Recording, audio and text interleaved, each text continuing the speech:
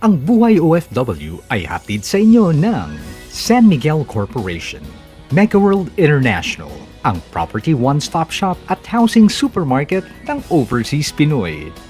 EGI, E-Ganzon Incorporated.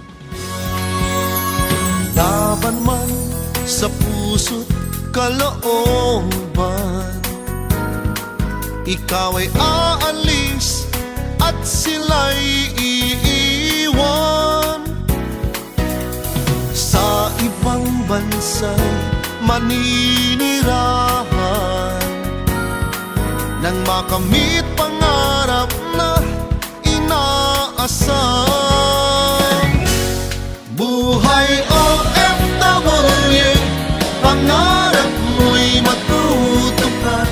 Ngayong gabi, sisimulan natin ang 3-part 3rd year anniversary special ng Buhay OFW. Samahan nyo kami sa aming pakikipanayam sa Director General ng ating Tourism of Malaysia, DATU Mirza Muhammad TAIYAB. Ipapakilala namin kayo kay kapatid Robert Santiago, kababayan natin na naghanap ng magandang buhay sa Malaysia. At dadalaw tayo sa pinagmamalaking tourist spot sa Kuala Lumpur. Ang lahat ng yan ngayong gabi sa 3rd anibersaryo ng Buhay OFW. Buhay OFW, welcome to Malaysia.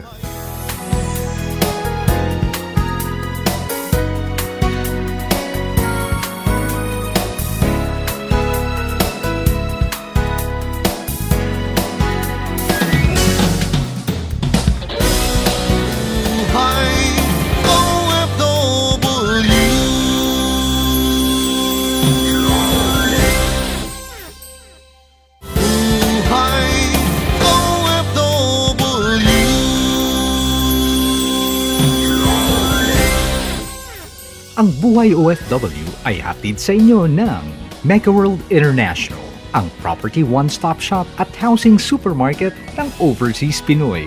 Environment Solutions Flood Barriers, Flood Protection and Flood Management. EGI, E-Ganzon Incorporated.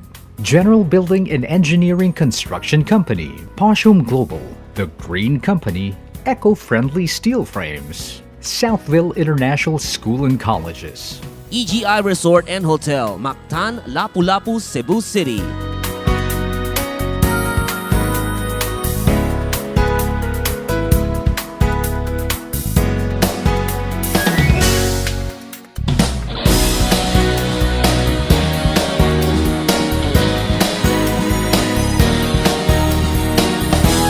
Experience the Malay culture of warm hospitality and efficient service in the sky with Malaysian Airlines.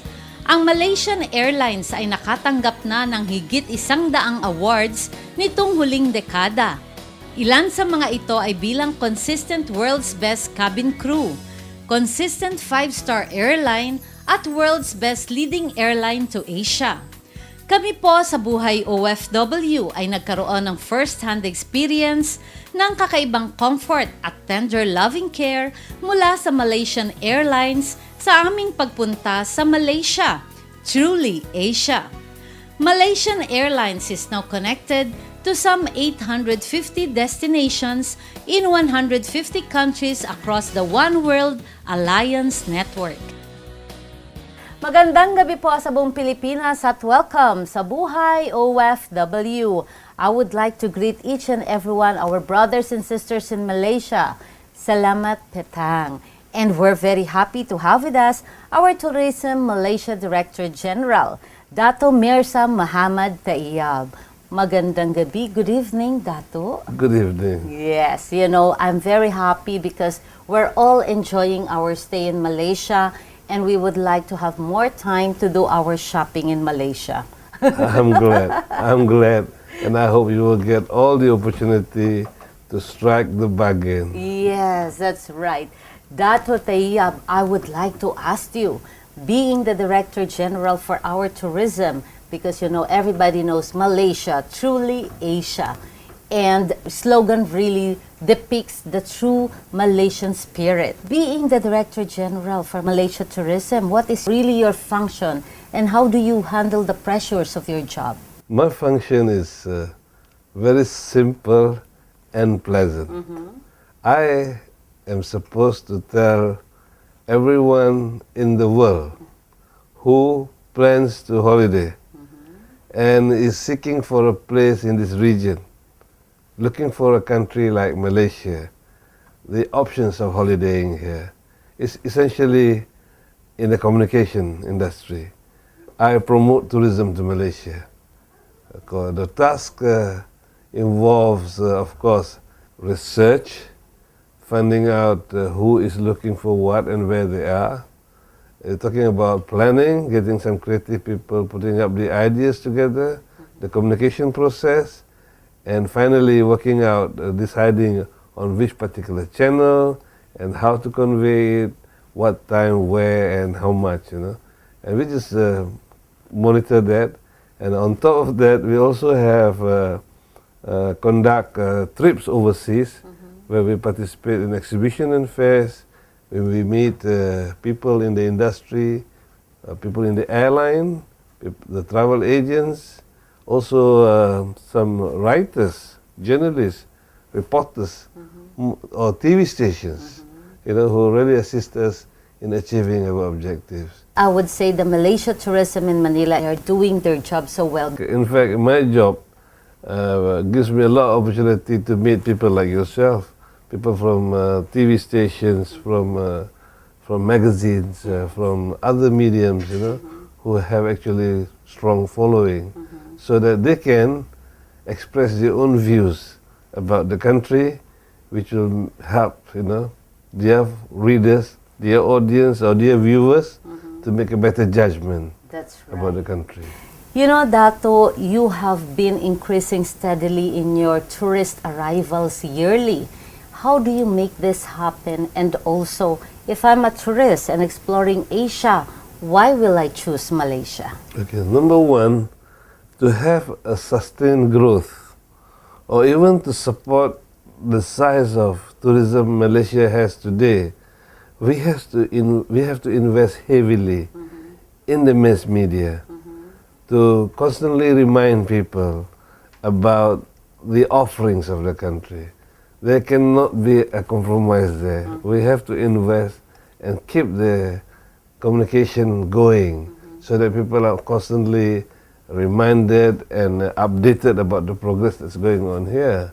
Secondly, we have to constantly improve facilities like airlines, hotels, coaches, roads, infrastructure, services. And this must be constantly done because every tourist who comes will have his own needs, and his own expectations, and we have to live up to that. That's very true. So secondly.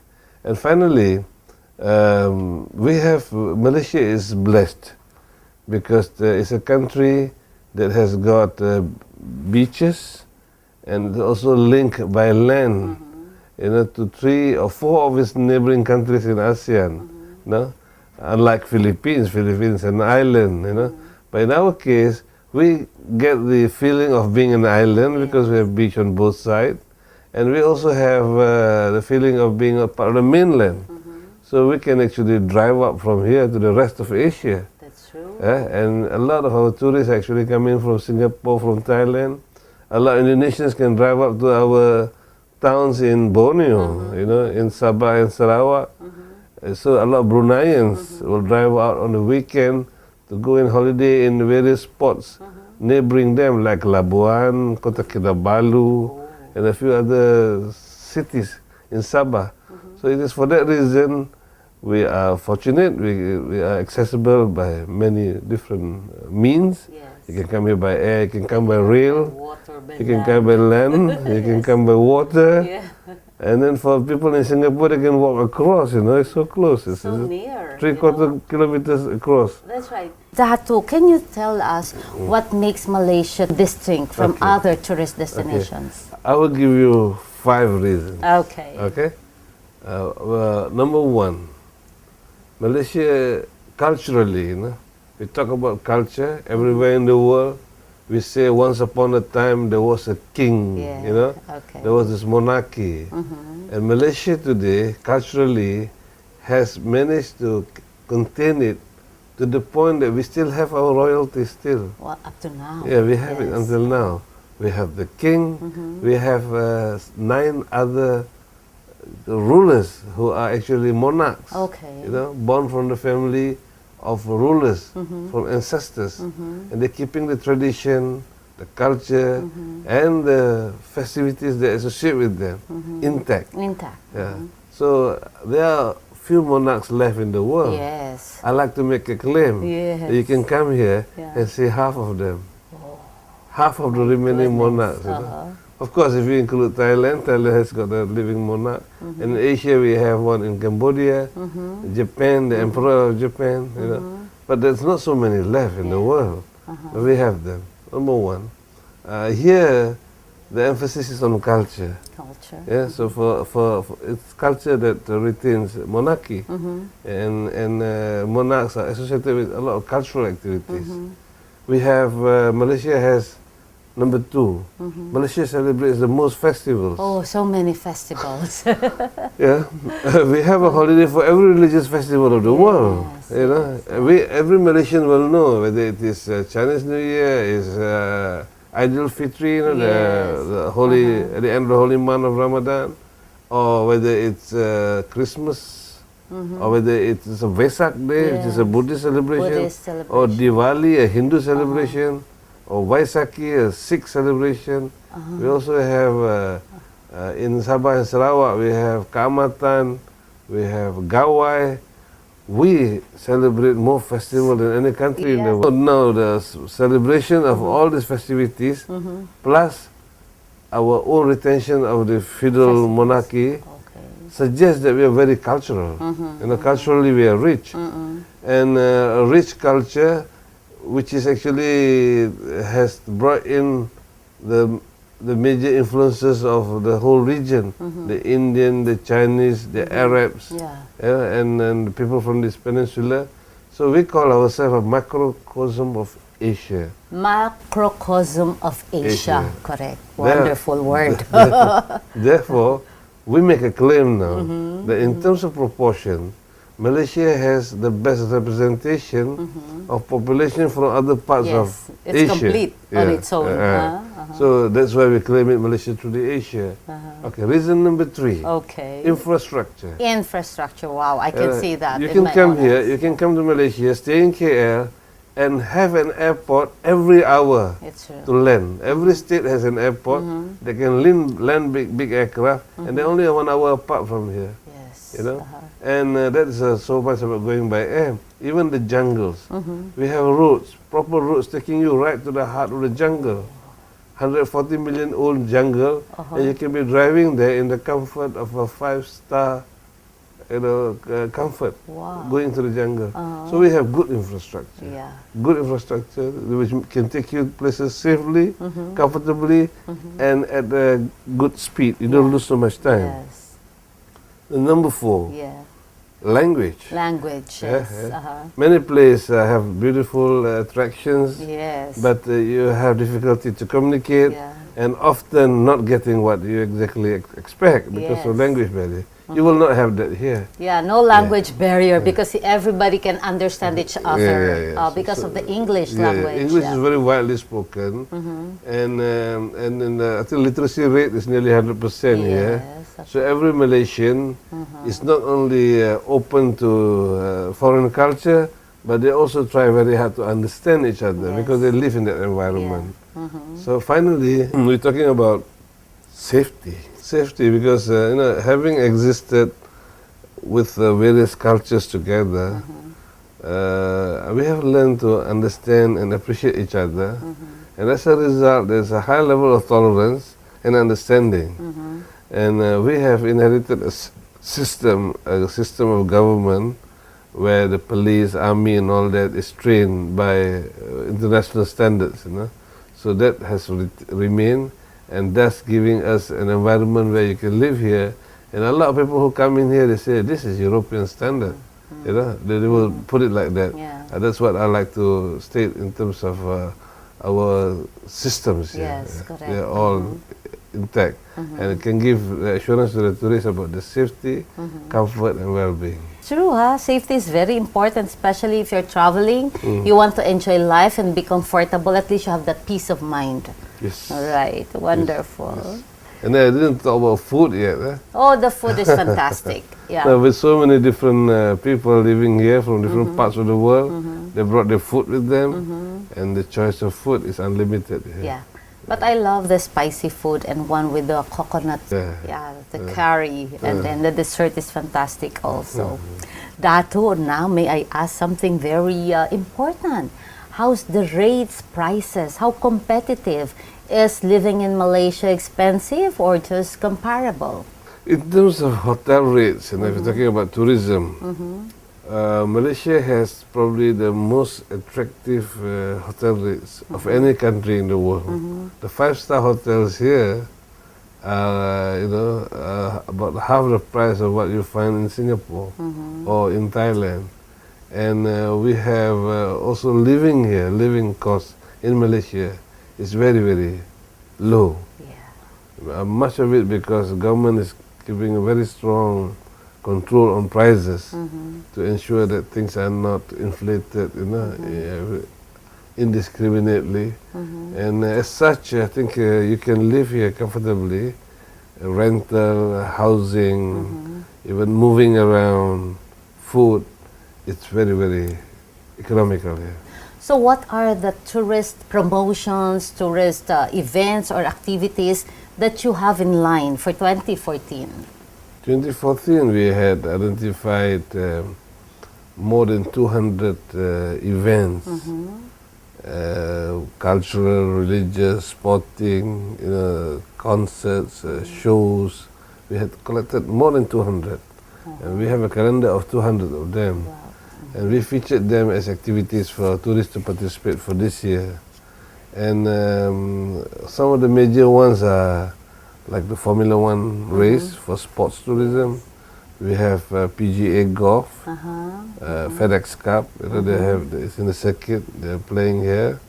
And then we have LPGA, Ladies Professional Golf Association. They play here. These are the major sporting events. We have the big cultural event here. We have the open houses for each of the celebration, which is hosted by either the Chief Minister or the Prime Minister, or most of these festivals are actually hosted by state dignitaries. State dignitaries, yeah. And then we have the religious festival, like or the cultural festival like Kaamatan, Gawai in Sabah, the Harvest Festival. Everybody comes out in color and pomp and pageantry, and they have the dance. We have the Harvest, and beyond that, we also have some events that are specific to some places. Like we have the Rainforest Music Festival. We have festivals like music festival, jazz festivals, and so many other things. May I ask Datu, what is the contribution of Malaysia tourism to Malaysia's economy? Yeah, tourism ranks as the second largest export. If you talk about foreign exchange earning, Malaysia is a big exporter of manufactured products. And after selling manufactured products, the second largest source of foreign exchange is coming from tourism. Oh, the second largest, huh? Yeah. Okay. Yeah, in terms of contribution to the GDP, it contributes to nearly 6.5% directly. And indirectly, it goes to as much as 9 to 10%. Wow. So it's actually a big contributor to the GDP too. If you consider the multipliers, Yes. it employs no less than 5 million people in the industry. 5 million people in the industry, directly and indirectly. That's why you should be staying as the Director General of Malaysia, because you're doing just so wonderful and you're great. Yeah. Now, Dato, may I ask you, what are the top 5 nationalities that frequent Malaysia? Of course, like all countries, the most popular visitors are the immediate neighbors. Yeah. It's convenient, it's cheap, familiar, and some of them are even having their second home here, or they have their friends and relatives here. Yes. So Singapore is number one. Oh, in terms of- Singapore is number yeah. one. So near, Yeah. Okay. Half the tourists to Malaysia actually coming from Singapore. Then we have Indonesia. Indonesian. Singapore first, second Indonesia. Indonesia. Okay. And number 3 is Thailand. Thailand, And we have China. China. China, in terms of a mid-haul market, I think China is very dominant. I mean, it's growing very fast. China was number 3 Before. before. Oh, okay. It will go only this year because of that we have a few incidents with China. Numbers has dropped, so the Thai Yeah. figures have overtaken China. Okay. And then number 4 and number 5 is, I think, is either India or Brunei, if I'm not India and mistaken. Brunei. Yeah. Oh, wonderful. The Filipinos arriving as tourists in Malaysia rank number 7. Okay. So, in terms of potential, it's great. You Yeah. know, as more of them know about the country, Yes. they'll be coming in bigger numbers. I must say that the Filipinos coming to Malaysia only started, say, 10 years ago. Before that, they came here to work. Yeah. They never thought this was a place for their holiday. Yes, that's right. They shop in Hong Kong. Yes. They shop in Singapore. in Macau. Macau. Yes. But today they realize they can also shop in Kota Malaysia. Kinabalu or Kuala Oh, of Lumpur. course. No, it ranked number 4. Best shopping destination in the world. Yeah. That's why I don't want to be left behind. I'm one of the shoppers there. Now, Dato may ask, what are the must-visit places, tourist attractions in Malaysia? Okay. Depending on where you're coming from, our immediate neighbors, Thailand and Singapore, they're like the highlands. Malaysia has a lot of highlands. So Malaysia is at the southern edge of the Himalayas, you know, the mountains, Everest and all that. Yes. If you follow that mountain range, Yeah. it comes down and comes to Malaysia, and then it disappears into the water. So we have a lot of highlands. Highlands are good for people from Singapore and Singapore Thailand. and Thailand, yes. The Indonesians like shopping. Yeah. So KL is ideal for them, Yes, for shopping. okay. If you go by the Chinese like beaches. Beaches. Yeah. Somehow a lot of China Oh, does not have it. you know their likes and dislikes. Yeah, they like beaches. So they like to go to the islands and beaches, and they also shop. And similarly, the Europeans will like nature. They go to the jungle. They like culture. And they want the heat of the sun. Yeah. And then when they come here in winter, they like to be on the beach, lying down, enjoying the sunshine. So there is something for everyone. Yeah. But the attractions here range from highland, beaches, islands. We have jungle, Yes. nature parks, the cosmopolitan cities. And we also have some man-made attractions. We have Genting Highland, and we also have places like Langkawi and Penang, where we have beautiful island resorts for people to just stay out of the hustle and bustle of city life Yes. and enjoy some peace and tranquility. Oh, wonderful. Now, Dato TAIYAB, can you please give us a message to our Filipinos who would like to visit Malaysia and to our brothers and sisters around the world?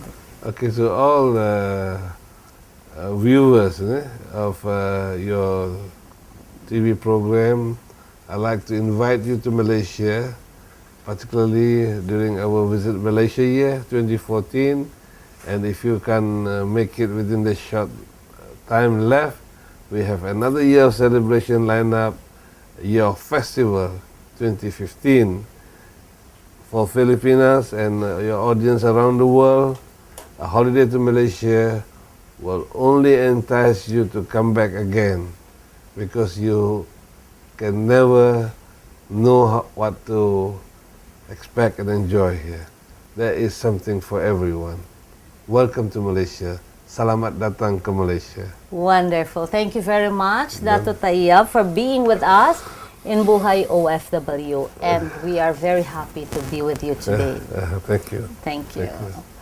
Mga kapatid, katatapos lamang po ng pakikipagkwentuhan natin, napakagaling po when it comes to tourism. He is the man of the hour, the tourism guy, tourism director general, Dato TAIYAB. Magbabalik po ang Buhay OFW. Buhay OFW. Welcome to Malaysia.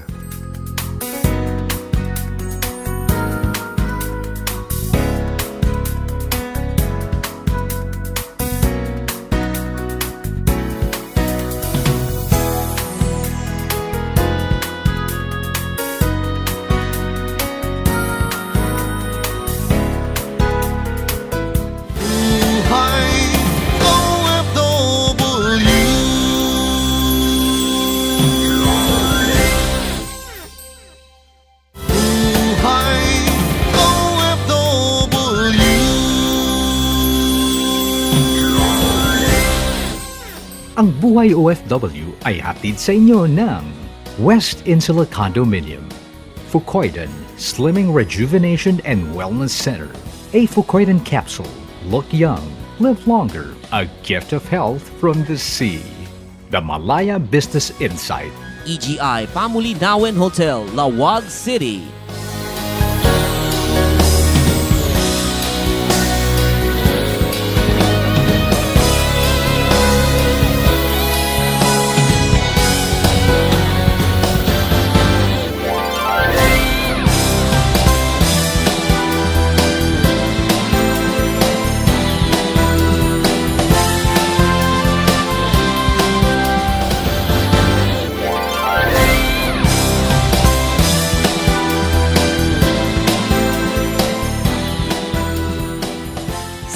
Pagdating sa Kuala Lumpur, Malaysia, isang Pinoy ang sumalubong sa amin, si kapatid Robert Santiago na 4 na taon nang nasa Malaysia. Dito po yung buhay dito, mahirap na masaya.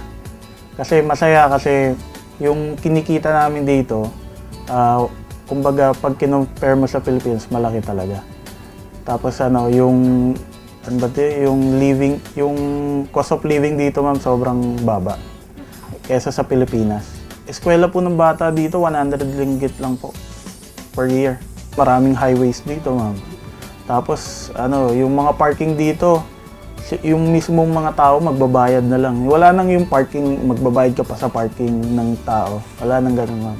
Hindi na uso dito yan. Ama ni Robert ang nag-engganyo sa kanya para makipagsapalaran sa Malaysia. Yung father ko nagtrabaho dito sa oil and gas po. Tapos, pinapunta po ako dito. Tapos yung pagdating ko dito, yun po, nakapasok po nag-apply via online lang. Tapos yun, nakapasok po. At hindi nabigo si Robert. Natagpuan nga niya sa Malaysia ang magandang buhay. Maganda yung pamumuhay dito. Mababa yung cost of living. Kikita talaga kayo dito, tsaka marami kayong kikitain para sa pamilya nyo. Bukod sa magandang trabaho at maayos na pamumuhay, dito na rin sa Malaysia natagpuan ni Robert ang kanyang makakasama habang buhay. Kilala ko po siya sa Genting Islands. Kumbaga, po ako doon, nag-part-time. Kasi minsan walang trabaho, part-time. Nag-part-time po ako doon, tapos doon, nagtrabaho po siya doon, tapos doon ko po siya nakilala. Binabati ko yung mga kamag-anak ko dyan, sila Tita Divine, si Dennis, sila Tita Irma, Tita Pilar, yung lola ko sa Bulacan, sila Tito Edgar, sila Tita Peta, yun. Sa aming pagbabalik, hindi nakapagtataka kung bakit nakilala na bilang tourist destination ang Malaysia. Sa aming pamamasyal sa Kuala Lumpur, Malaysia's capital and largest city, hindi lang naming nakita, naramdaman pa namin kung bakit Malaysia is truly Asia.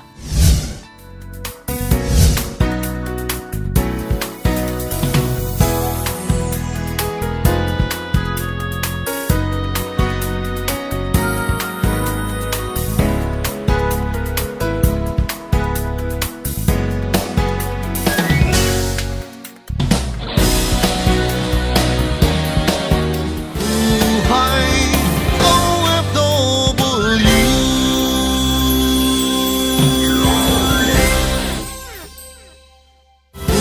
Buhay OFW.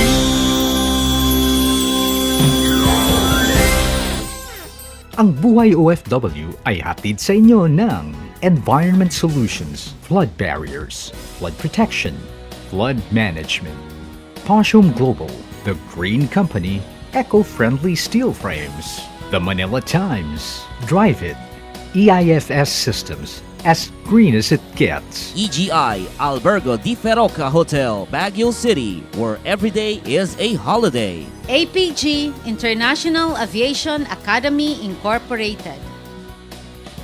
Home to prehistoric rainforests and a melting pot of culture, Malaysia is indeed an amazing country to discover. Ito ang aming naging karanasan na magpunta ang Buhay OFW sa Malaysia para sa ika-3 taong anibersaryo ng ating programa.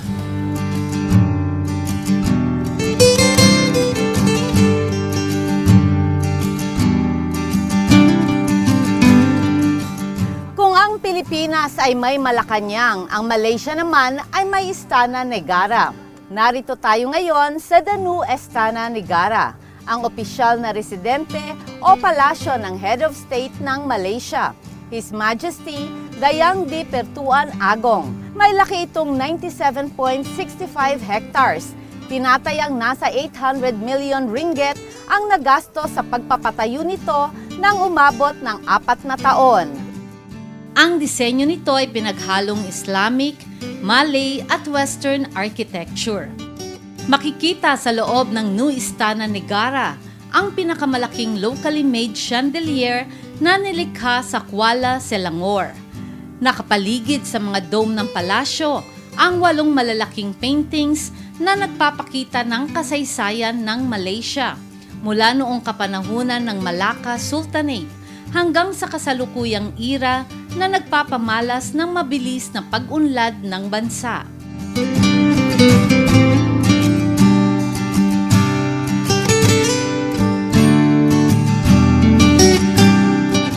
Ang Tugu Negara o ang National Monument ang pinakamataas na freestanding sculpture grouping na gawa sa bronze.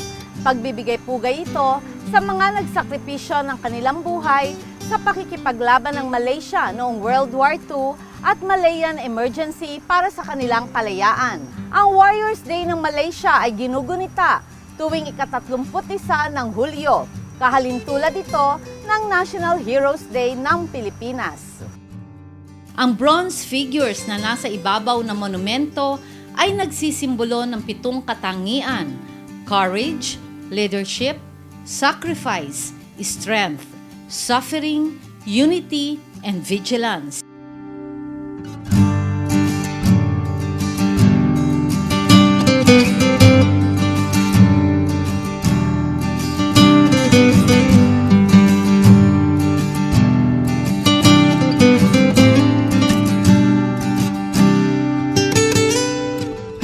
Ang Perdana Botanical Garden, dating kilala sa tawag na Taman Tasik Perdana o Lake Gardens, ay matatagpuan sa Heritage Park ng Kuala Lumpur.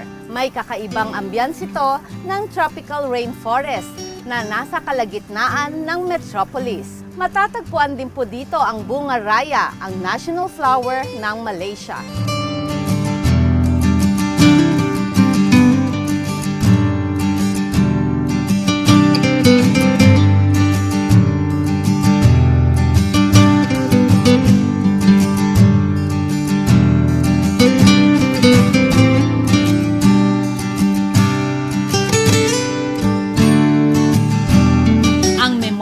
Tun Abdul Razak ay ang naging tirahan ng second Prime Minister ng Malaysia na kinilalang Father of Development, si Prime Minister Tun Abdul Razak.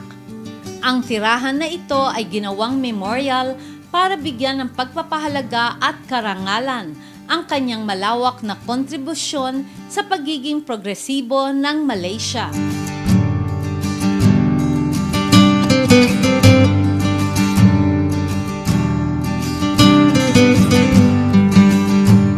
Masjid Negara ay binuksan noong 1965. Umabot sa halagang 10 million ringgit ang nagasto sa pagpapatayo nito.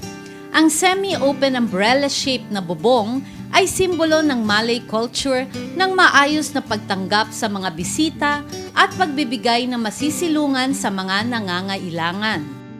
The Masjid Negara o ang Majestic National Mosque ng Malaysia ay nakatayo sa gitna ng 13 acres na naggagandahang gardens. Itinayo ito noong taong 1965 bilang pagunita sa kalayaan ng Malaysia. Ang 18-pointed star dome ay simbolo ng 13 states of Malaysia at 5 pillars of Islam. The Masjid Negara ay isa sa pinakamalaking mosque sa Southeast Asia at may kapasidad na 15,000.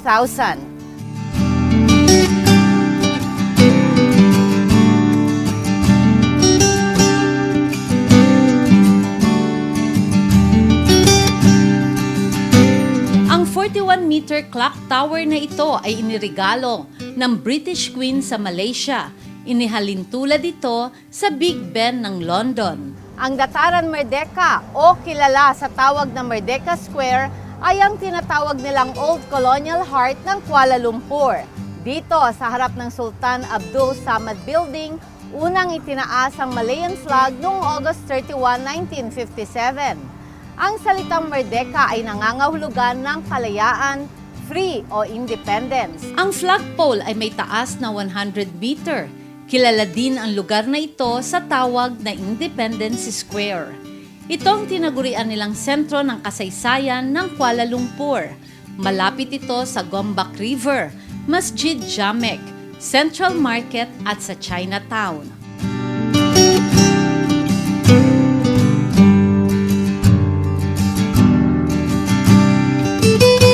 Nais nyo ba matutunan ang istorya ng Kuala Lumpur? Sa KL City Gallery, makikita ang past, present at future ng Kuala Lumpur sa pamamagitan ng mga photos, prints at miniatures. Makikita rin dito ang pinagmamalaki nilang Kuala Lumpur City Model. May laki ito na 40 feet by 50 feet. Ginagamitan ito ng advanced multimedia projection mapping na sinasabing kauna-unahan at nag-iisa sa Southeast Asia. Makikita rin dito ang largest miniature ng Dataran Merdeka, ang lumang Kuala Lumpur at ang pinakamalaking Kuala Lumpur Skyline Wood Mural. Habang nasa KL City Gallery, huwag kalimutang magpakuha ng litrato sa kanilang iconic I Love KL structure.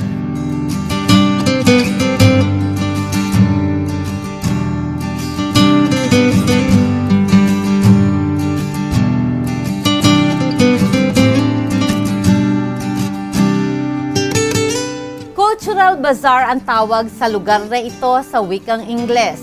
Ang Pasar Zeni o Central Market o Cultural Handicraft Market ay isang one-stop center para sa mga handicrafts ng Malaysia. Ito daw ang isa sa mga main tourist attractions ng Kuala Lumpur dahil sa mga nagagandahan at reasonably priced na souvenir items na mabibili dito. Kinikilala ang lugar na ito na heritage site ng Malaysian Heritage Society dahil itinayo daw itong gusaling ito noong taong 1880s. Ang Pasar Seni ang tinaguriang Center for Malaysian Culture, Heritage, Art and Crafts.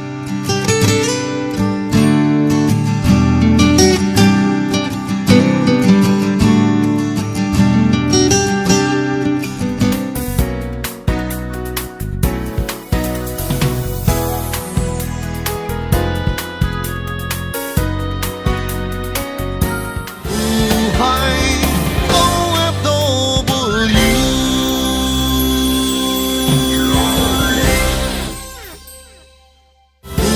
Buhay OFW.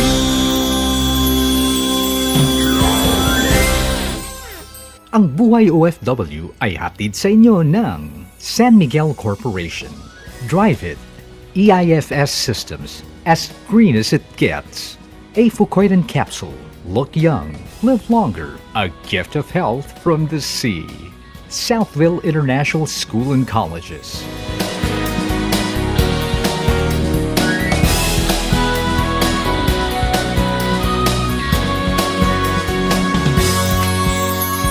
Laban man sa puso't kalooban, ikaw ay aalis at sila'y iiwan. Sa ibang bansa'y maninirahan. Sa susunod na Sabado, samahan niyo po kaming muli sa pamamasyal sa magagandang tanawin ng Malaysia sa Putrajaya, the world's first intelligent garden city, at sa ICT Shah Alam Selangor, the city of digital lights. Magkita-kita tayong muli sa susunod na Sabado, dito lang sa Buhay OFW. Nais po namin pasalamatan ang Malaysia Tourism na nagbigay daan para makapamasyal ang Buhay OFW sa Malaysia at makamusta ang ating mga kapatid na OFW na nakabase dito. Magkita-kita tayong muli sa susunod na Sabado para sa pagpapatuloy ng ika-3 taong anibersaryo ng Buhay OFW sa bansang Malaysia. Ako po ang inyong kapatid na handang maglingkod, Marissa del Mar. kakampi, kaibigan at kapatid ng mga manggagawang Pilipino sa buong mundo. Ito ang Buhay OFW.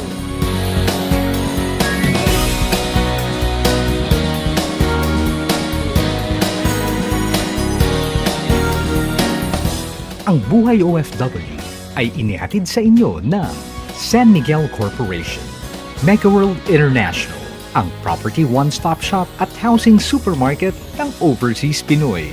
Drive-in wall cladding system as green as it gets. South Insula Condominium, Beauty and Intelligence. Southville International School and Colleges. The Malaya Business Insight.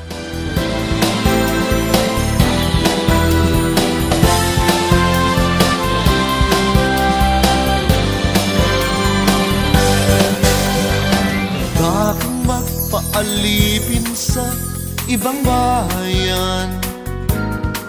Ito ay alang-alang sa minamahal. Isusugal ang buhay kung kailangan nang ang mga minimithi ay makamtan. Buhay OFW, pangarap mo'y matutupad. Sa iyong pagsisikap ang araw ay sisikat. Buhay OFW, bayani ka na totoo. Dapat ang purihin ng bawat katulad ko. Pilipino, ate, kuya, inay, itay, kapatid at kaibigan.